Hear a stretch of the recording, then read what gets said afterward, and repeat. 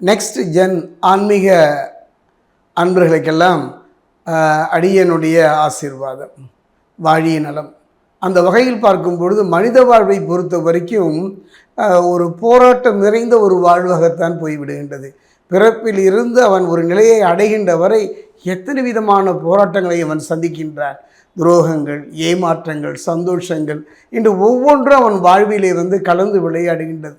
அப்படிப்பட்ட ஒரு மனிதன் ஒரு நம்பிக்கை, அந்த நம்பிக்கையை அவன் இறைவன் மீது வைக்கின்றான். இறைவன் சார்ந்த இறைவனாய் அம்சமாகிய அந்த நவகிரகங்களின் மீது வைக்கின்றான். அதைத்தான் ஜோதிடம் என்பார்கள். அந்த வகையில் பார்க்கும்பொழுது நமக்கு நம்பிக்கை இருக்கோ இல்லையோ நவ கிரகங்களும் நம்மை நகர்த்தி கொண்டு தான் இருக்கின்றன. அந்த வகையில் பார்க்கும்பொழுது நவ கிரகங்களை பொறுத்த வரைக்கும் பலம் வாய்ந்த கிரகம், பலம் குறைந்த கிரகம் என்றெல்லாம் இல்லை. நம்முடைய கர்மாவுக்கேற்ற பலனை அந்தந்த காலகட்டத்தில் அவை தந்து கொண்டு தான் இருக்கின்றன. அந்த வகையில் பார்க்கும் பொழுது கர்மாவினுடைய கர்த்தா என்று சொல்லக்கூடிய சனி பகவான். அதே நேரத்தில் பார்த்தீங்கன்னா குரு, ஒரு மனிதனுடைய வாழ்க்கையில் நல்ல மனைவி, நல்ல பிள்ளை, நல்ல தொழில், நல்ல வாழ்க்கை அமைய வேண்டுமானால் இவருடைய பார்வை தேவை. அந்த வகையில் பார்க்கும்பொழுது சொல்வார்கள், கிராமப்புறங்களிலே தாயோடு சுவையும், தந்தையோடு துணையும், மனைவியோடு மானமும், குருவோடு எல்லாமும் போய்விட்டது என்று சொல்வார்கள். ஆக ஒரு குரு ஒருவனே அனைத்தையும் திருப்பி தரக்கூடியவன். அந்த வகையில் பார்க்கும்போது குரு, ஜோதிட சாஸ்திரத்தில் குருவின் பார்வைக்கு அவ்வளவு சிறப்புங்க. அந்த வகையில் பார்க்கும்பொழுது சமீபத்தில் தான் நம்ம சனிப்பெயர்ச்சியை கடந்து நம்மை நோக்கி அது நகர்ந்து வந்து கொண்டே இருக்கின்றது. கர்மாவின் பலனை தந்து கொண்டிருக்கிறது. அந்த வகையில் பார்க்கும்பொழுது குரு பயிற்சி, குரு பகவானை பொறுத்த வரைக்கும் ஒரு கிரகத்திலிருந்து இன்னொரு கிரகத்துக்கு மாறுவதற்கு குறைஞ்சமான ஒரு காலம் தான். அந்த வகையில் பார்க்கும்போது திருக்கணிதம், வாக்கியம், இந்த ரெண்டும் தான் எடுத்துக்கொள்ளப்படுகின்றது. அந்த வகையில் பார்க்கும்போது வாக்கிய பஞ்சாங்கம், வாக்கிய பஞ்சாங்கம் பிரகாரம் பார்த்தீங்கன்னா மே மாதம் 26ஆம் தேதி குரு பகவானை பொறுத்த வரைக்கும் மிதுனத்திலிருந்து கடகத்துக்கு பெயர்ச்சி ஆகிவிட்டார். அதே பார்த்திங்கன்னா திருக்கணித பிரகாரம் பார்த்திங்கன்னா ஜூன் மாதம் 2ஆம் தேதி அவர் பெயர்ச்சி ஆகின்றார். இந்த குரு பயிற்சி எந்த விதமான ஒரு தாக்கத்தை, எந்த விதமான ஒரு நிம்மதியான ஒரு வாழ்வை தருமா என்று இப்போ கேள்வி நம் முன் எழுந்து நிற்கின்றது. அந்த வகையில் பார்க்கும்பொழுது இந்த குரு பயிற்சி, இந்த குரு பயிற்சியை நம்ம அவளோடு எதிர்பார்க்கிறோம். அரசியல் மட்டுமல்ல, ஆன்மீகம் மட்டுமல்ல, தொழில் மட்டுமல்ல, நம்முடைய வாழ்வுக்கு இந்த குரு பயிற்சி மிகப்பெரிய ஒரு மாற்றத்தை தருமா? தரும். காரணம் என்னன்னா, மிதுனம் என்பது புதனுடைய இடம். அந்த இடத்தில் இருந்து அவர் இப்போ பார்த்தீங்கன்னா சந்திரன் மனோகாரனுடைய இடத்தை நோக்கி அவர் நகர்ந்து விட்டார். இது எவ்வாறு இருக்கும், எந்த விதமாக நம் வாழ்வை நடத்தி தரும் என்பதைத்தான் நம்ம சோடி பிரசன்னத்தில் பார்க்க போகிறோம்.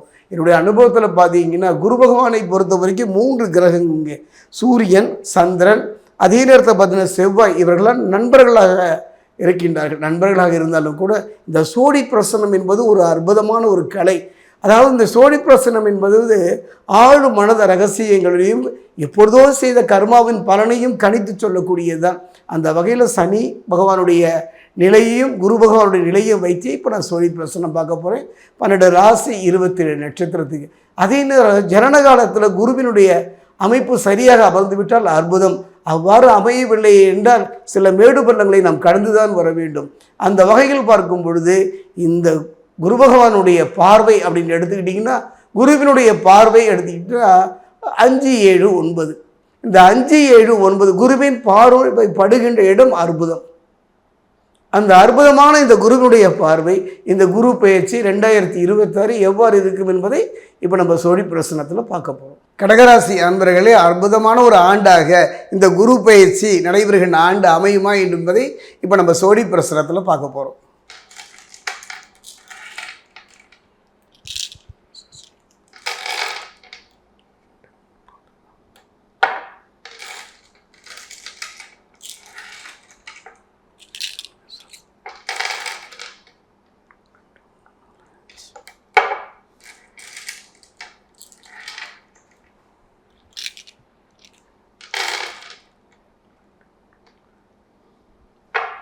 கடகராசி சகோதர சகோதரிகளே, ஒரு அருமையான ஒரு சந்தர்ப்பம் தான்.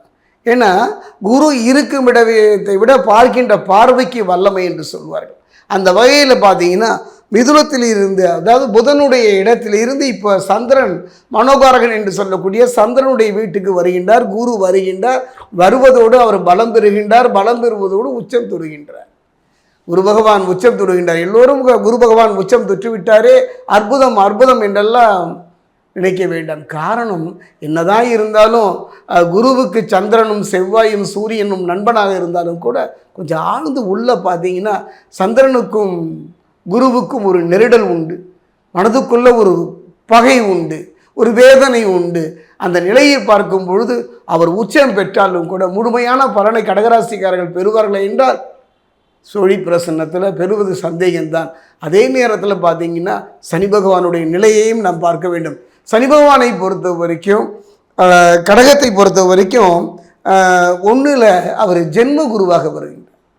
1ஆம் இடத்துல அவர் ஜென்ம குருவாக வருகின்றார். அதே நேரம் பார்த்தீங்கன்னா சனி பகவானுடைய பார்வை அப்படின்னு எடுத்திங்கன்னா 3, 7, 10 அந்த வகையில் பார்க்கும்போது 1, 2, 3, 4, 5, 6, 7 அந்த வகையில் சனி பகவானுடைய பார்வை இல்லை என்ற ஒரு அற்புதமான ஒரு யோகத்தை தவிர கடுமையான ஒரு போராட்டத்தை சந்திக்கக்கூடிய ஒரு சூழ்நிலைத்தான் சந்திக்கிறீர்கள். கடகராசியை பொறுத்த வரைக்கும் குறிப்பாக பெண்களை பற்றி நான் சொல்லியே திரும்ப சகோதரிகளே, இந்த காலகட்டத்தில் மிகவும் கவனமாக இருங்கள். கணவன் மனைவிக்குள்ள சில கருத்து வேறுபாடுகள் வரத்தான் செய்யும். விட்டு கொடுத்து போவர் யாருமே கெட்டு போவதில்லை. அதே நேரத்தில் கலத்திரக்காரர்கள் துணை இருப்பதனால பெரிய பாதிப்புகள் எல்லாம் வேண்டாம். பிரிந்த கணவன் மனைவிகள் ஒன்று சேருவதற்கும் சில பிரிந்து செல்வதற்குமான ஒரு சூழ்நிலை இருப்பதனால மிக மிக கவனமாக இருக்கக்கூடிய ஒரு காலகட்டம். அதே நேரத்தில் கடகராசியை பொறுத்த வரைக்கும் அவருக்கு உச்சம் பெற்றாலும் கூட சில யோக பலன்களை தருவதில் யோசித்துத்தான் தருவார். எது செய்தாலும் ஒரு முறைக்கு இருமுறை யோசித்து ஒவ்வொரு அடியையும் எடுத்து வைப்பது நல்லது. தொழிலாகட்டும், வாழ்வாகட்டும், புதிய முயற்சிகளாகட்டும், எதுவாக இருந்தாலும் ஒரு முறைக்கு இருமுறை முயற்சி செய்வது சிறப்பு. இதுவரை இழந்த அத்தனையும் முழுமையாக பெறக்கூடிய ஒரு நல்ல சந்தர்ப்ப சூழ்நிலையும் இந்த காலகட்டத்தில் அமையும். அதே நேரம் பார்த்தீங்கன்னா அதாவது தாய்ஸ்தானம்னு சொல்லுவாங்க. தாயினுடைய உடல்நிலையில் இந்த காலகட்டத்தில் நீங்கள் மிகவும் கவனமாக இருக்கணும். அதைத்தான் இந்த காலகட்டத்தில் குரு பகவான் சொல்கின்றார். குறிப்பாக சொல்ல போனால் இந்த 2026 குரு பயிற்சியை பொறுத்த வரைக்கும் அவர் கடக குருவாக இருந்தாலும் கூட கடகராசியிலே உச்சம் பெற்றாலும் கூட அவரை பொறுத்த வரைக்கும் கடகத்தில் 1ல் அவர் ஜென்ம குருவாக இருப்பதனால மிக கவனமாக இருந்து விட்டாலே, நிதானமாக இருந்து விட்டாலே போகும். அதாவது வருமுன் உரைத்தல், அதாவது இப்போ நடக்க போகுது, கவனமாக இருங்க. ஒரு நெருப்பு இருக்குது, தொட்டால் சுடுன்னு சொல்கிறான், ஆனால் தொடுவேன் என்பவர்களை பற்றியெல்லாம் கவலை இல்லை. அந்த வகையில் பார்க்கும்போது நிதானமும் பொறுமை இருந்து விட்டால் போதும். 3 பலம் என்று நான் சொல்வேன் சோழி பிரசன்னத்தில். தேக பலம், தெய்வ பலம், மனோபலம் என்று சொல்லக்கூடிய அந்த தேக பலம் தெய்வ பலம் இரண்டும் இருந்தாலும் கூட மனோபலம் குறைந்திருக்கக்கூடிய ஒரு காலகட்டம். அப்படிப்பட்ட ஒரு காலகட்டத்தில் யாரையும் எளிதில் நம்பி விடாதீர்கள். உங்கள் அந்தரங்க ரகசியங்களை யாரிடம் பகிர்ந்து கொள்ளாதீர்கள். அதே நேரம் வாங்கிய கடனை அடைப்பதற்கான அற்புதமான ஒரு காலகட்டம். தேவகுரு நற்பலனை தர தயங்கினாலும் கூட அசகுரு என்று சொல்லக்கூடிய சுக்கிரன் நல்ல யோக பலன்களை தரக்கூடிய ஒரு நல்ல மாற்றம். வெறும் கிரக பயிற்சிகளை மட்டுமே வைத்து நம் ஜோதிடம் சொல்ல முடியாது. நல்ல தசாபுத்தி இருக்குமானால் நல்ல மாற்றங்களை பெறக்கூடிய அற்புதமான ஒரு நிலை இந்த காலகட்டம். ஒரு முறை திருத்தணி அருகே இருக்கக்கூடிய பாதசனீஸ்வரர் ஆலயத்தில் இருக்கக்கூடிய பிரகஸ்பதிய குருவை சென்று வழிபாடுங்கள். உங்களுடைய ஆசிரியர், நீங்கள் கல்வி கற்ற ஆசிரியர் இருக்கலாம், உங்கள் வாழ்வுக்கு வழிகாட்டியவராக கூட இருக்கலாம். ஒரு முறை சந்தித்து உங்களால் முடிந்த சின்ன உதவிகளை செய்து பாருங்கள். அந்த வகையில் பார்க்கும் பொழுது 2026 பொறுத்த வரைக்கும் குரு ஜென்ம குருவாக அமைந்து விட்டாரே என்றெல்லாம் நீங்கள் பயப்பட வேண்டாம். காரணம் என்னென்னா, ஜென்ம குருவாக இருந்தாலும் கூட இந்த காலகட்டத்தில் வெற்றி நோக்கி நகர்ந்தவர்கள் எல்லாம் நான் பார்த்திருக்கின்றேன். அதே நேரம் சனி பகவான் துணை இருப்பதனால நீண்ட நாள் இழுத்தடித்த வம்பு வழக்குகள், நோய்களிலிருந்து விடுதலை பெறக்கூடிய நல்ல சந்தர்ப்பங்கள் அமையக்கூடிய நிலையை சனி பகவான் தருவார்.